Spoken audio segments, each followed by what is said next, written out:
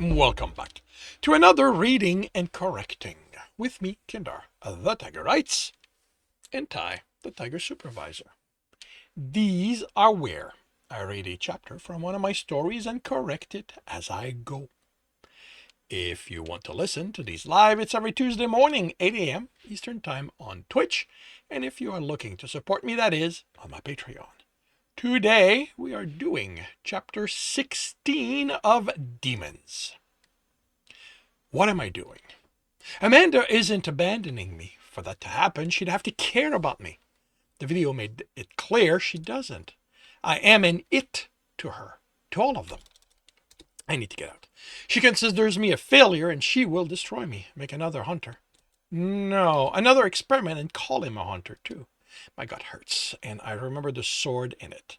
I'm surprised at how painful removing it is. I've taken beating from demons and gotten right up. And I've taken beatings from demon and gotten right up. Pulling it out leaves me curled up. I need to get up. I need to move. Amanda did not stab me just to cause me pain. She wants me incapacitated until someone comes and removes me. I can hear footsteps coming. 2 sets, combat boots. I must leave now.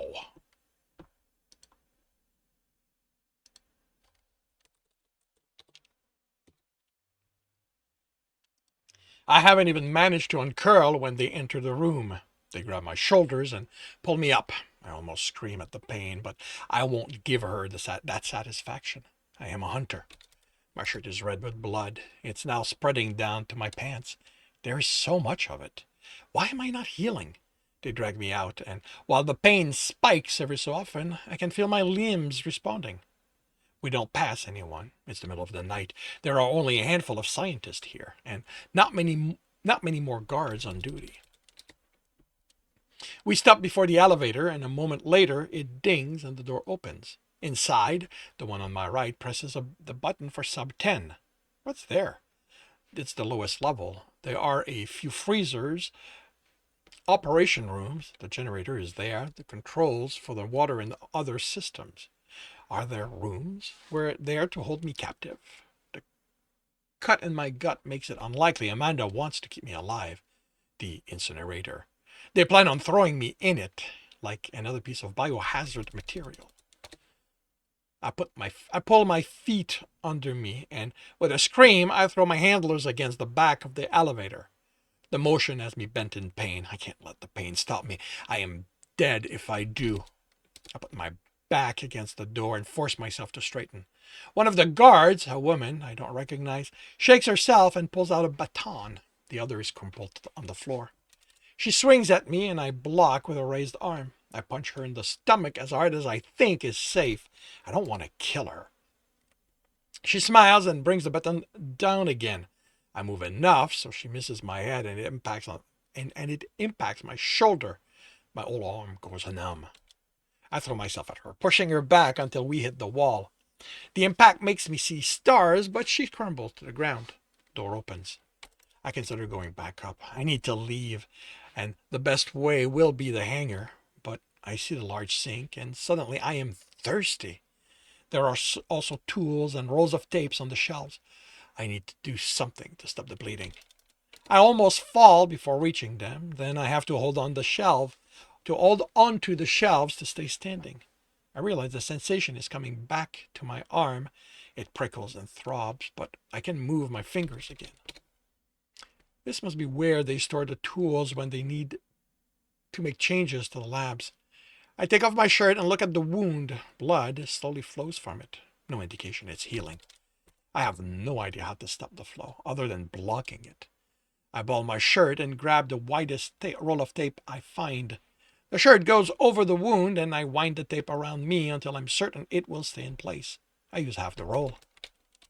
I drink water out of a dirty container that held screws. The water out of the faucet is tepid, but I don't care. I am so thirsty. I stop when I feel my stomach is full, but it takes an effort of will. I still want to drink. I can only think that my body is trying to replace the fluid I've lost. I lean against the sink, waiting to feel better for my strength to come back. I don't feel like it does, but the shaking stops. I could stay here a long time, I know, waiting to feel normal. I could stay here until Amanda sends more guards to dispose of me. I look in the distance to where the incinerator is. I can't let that happen. I force myself back to the elevator. The door opens immediately after I call it. I pull the two guards out and then press the button to the second sublevel. I'll leave by the hangar door. Amanda will expect me to go out the front. Then I'll lose myself in the city and I have no idea what I'll do then. I lean against the wall as the elevator moves up. I am exhausted. Sub 8, sub 6, sub... The elevator jerks to a stop. Really, Derick? Amanda's voice comes from the ceiling. You take the elevator? You think the trap the demons have laid for you recently would have made you more careful. I press the button again, trying to get the elevator moving. I don't know what she means, but I know I don't want to stay here. That isn't going to work, but don't worry. I'll have people down there in no time at all. I am not going to make it easy on her. I force my finger in the crack between the door and pull on them as hard as I can, and I double over in pain. It lances through my gut and up my insides. I have to be careful. If I pass out from it, I won't be able to resist the guards. Gently, I force the doors apart. The pain flares, but it's manageable. Opening the door leaves me panting and sweating. Is this what it's like to be human?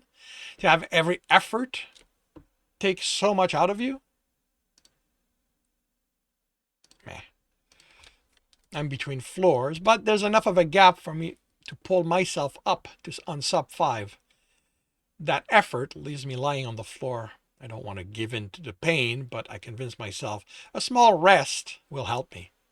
I stay there longer than I should have. I would wait longer still, but the door opens in the distance. The way the footstep echoes, I can tell it's the stairwell. Combat boots again. Many of them. Too many for me to be able to discern the number.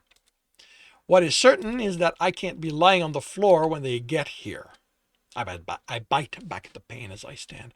The stairs are my only way up, now that the elevator doesn't work. 3 floors still to go, and they are between me and the closest stairs. I don't know if I can make it to the other ones on the other side of the floor. I'm not fast anymore, and they will have guards there too. My only option is to try to outmaneuver them, go around them, hide in one of the labs. I am not familiar with this floor. I head for the first intersection, and it's clear. If I head towards the stairs, there should be a few intersections. I can use one of them to bypass the guards. I heard them. The guards I hear. Can I use one of them to bypass the guards I hear coming towards me? I have difficulty making out how far they are, and I can't tell if it's the way the sound reflects off the walls or because I've lost so much blood. It's affecting my hearing. I head to the other corner, passing empty labs. I peek into the halls as they turn into other corners. They raise their machine gun. Oh no, okay. I head to the other corner, passing empty labs. I peek into the hall as they turn the other corner. They raise their machine guns as I step back. No one fires, but I hear the safeties come off. Slight motion, not enough for them to be taking position in the hall. They're staying put, waiting for me to move. My arm begins throbbing again, and I rub it absently.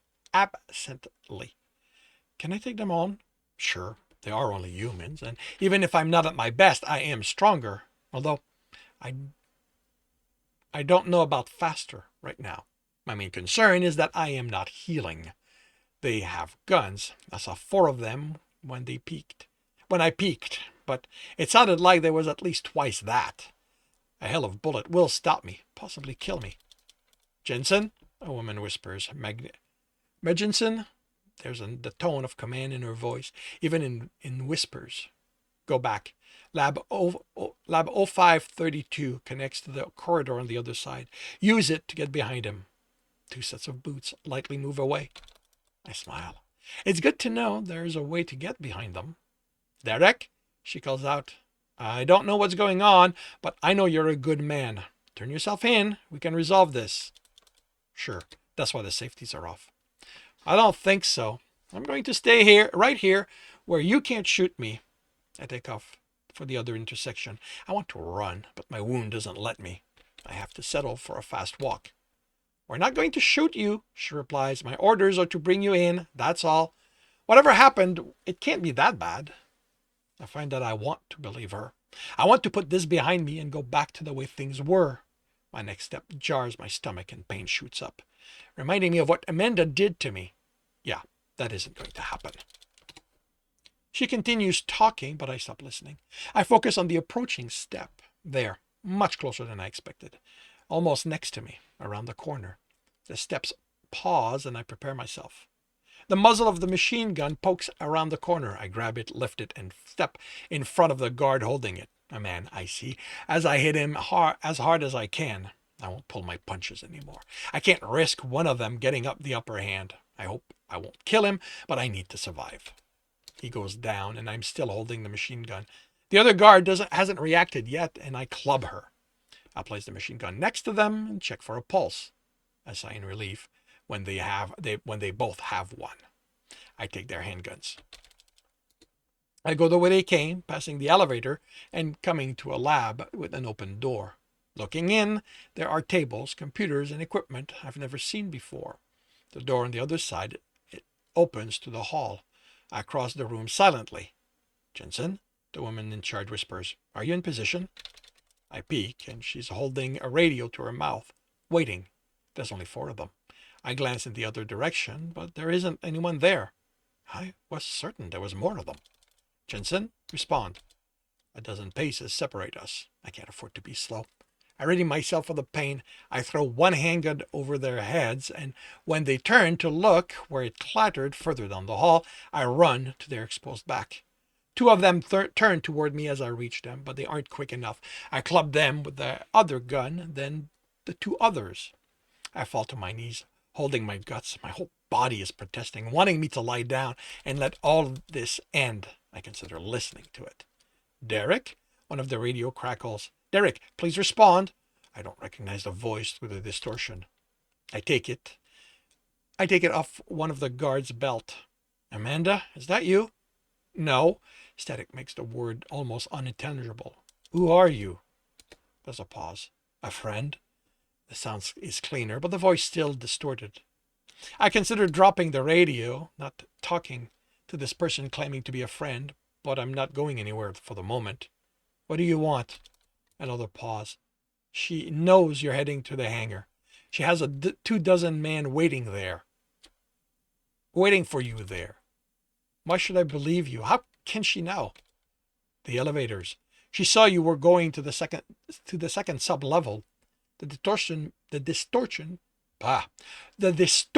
makes it hard to tell, but I get a sense the person talking is purposely slowing their speech to make themselves more intelligible over the distortion.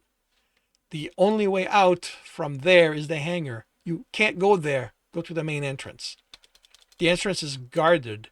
You're trying to send me into a trap. No, Derick.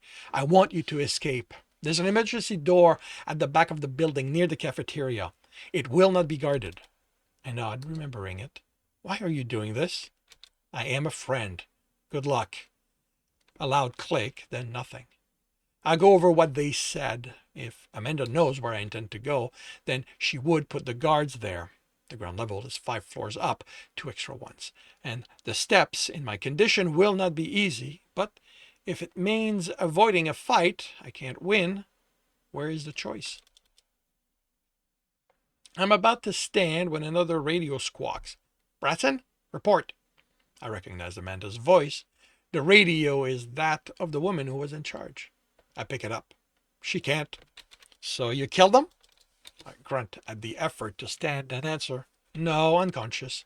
I have no intention of killing anyone you send to stop me, but you hurt me badly, and I'm having difficulty focusing. I may kill some of them by accident. Why are you telling me this? I stagger toward the stairs. Because you should just let me leave. She chuckles. That isn't going to happen. You're my property. There's too much I can learn from dissecting your body. The next one will be much better. I'm sure Jason will come up with a cute name for that one too. I checked through the window in the stairwell. I checked through the window in the stairwell door. No one there. Don't you care how many people might die trying to stop me? They're expendable. I consider for a moment. If I enter the stairs, the reverberation will tell Amanda where I am, but she knows where I'm going, and the stairs are the only way there. I enter them and start going up. You told me I was made to protect humans. Was that a lie? She doesn't answer immediately. No, but not in the way you care about. I can't believe you never worked it out. We need to wipe the demons off the face of this planet, and you're the way we're going to do it. Well, if you'd been a success, yeah, I would have made more using the same method. Now it'll be number 5. If it was only about getting rid of demons, why tell me that humans are good? What a lies!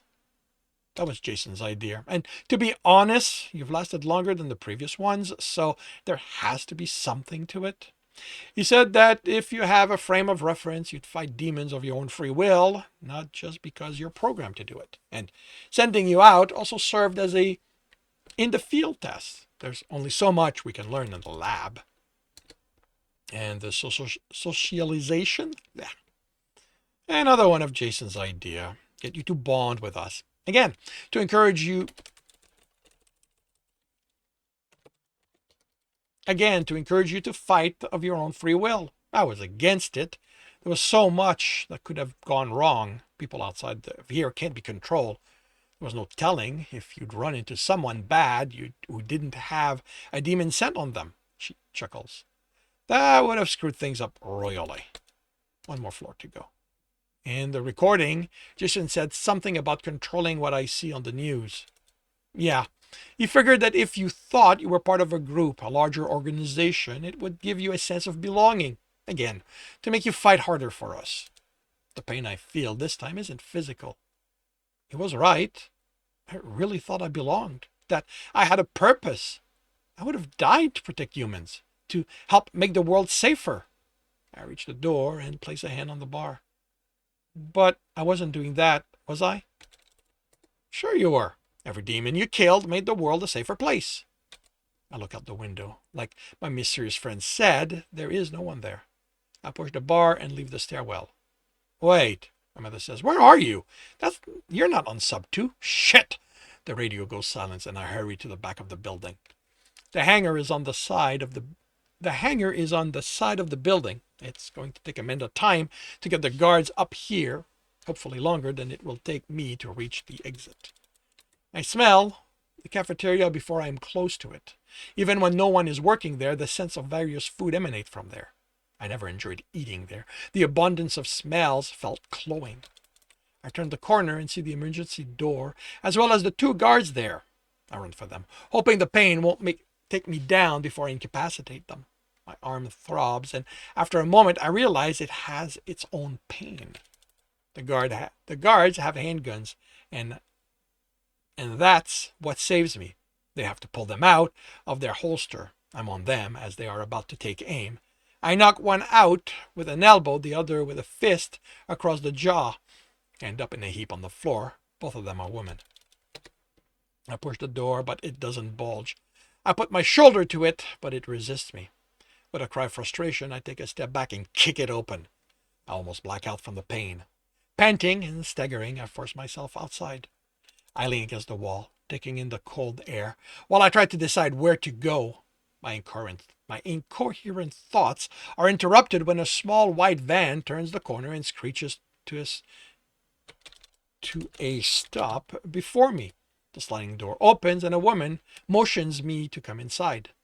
Get in. We have to get you out of here. I stare at her for a moment, then who she is registers. Juliet? And that concludes chapter 16 of Demons. If you are enjoying this, please leave a like. If you want to know when the next chapter is going to be up, subscribe and hit the bell. if you want to read the story, this book, as well as the other in the series, they are available on Kindle Unlimited. If you're looking for a different way to support me, that is on my Patreon. And if you are looking to listen to these live, it's every Tuesday morning, 8 a.m. Eastern Time on Twitch. The links are in the notes. And with that, I shall wish you a good day.